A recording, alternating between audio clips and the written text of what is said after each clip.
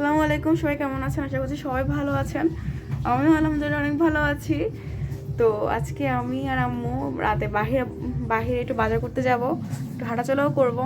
অনেকদিন ধরে আমি আর আম্মু রাতে বের হই না, একটু ঘোরাঘুরি হয় না, তো আজকে বের হবো। আমাদের ফ্রিজ এটা নষ্ট হয়ে গেছিলো, গ্যাস চলে গেছিলো, তো এটা ঠিক করে নিয়ে আসছে আব্বু এলজি কোম্পানি থেকে। তো এখন গ্যাস চলে আসছে, সুন্দর বাতাস বের হচ্ছে, আজকে নিয়ে আসছে।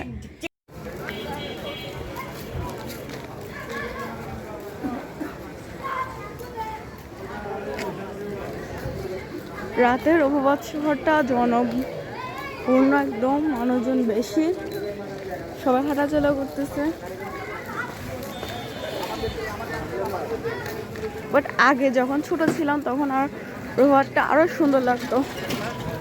আর বৃষ্টি পড়ার কারণে রাস্তাঘাটের অবস্থা খুব খারাপ, জায়গায় জায়গায় পানি।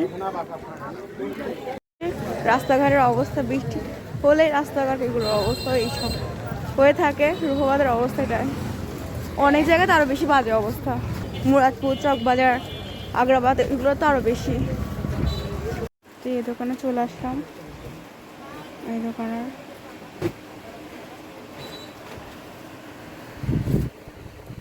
সব কিছু পাওয়া যায় দোকানটাতে, খেলনা হতে শুরু করে ঘরের সকল জিনিসপত্র সব পাওয়া যায়। বাটিগুলো সুন্দর লাগতেছে, মিনি বাটি। আমরা দুই মা মেয়ে বাজার করে হেঁটে বাসায় আসলাম। তো সবাই ভালো থাকবেন, সুস্থ থাকবেন। আসসালামু আলাইকুম।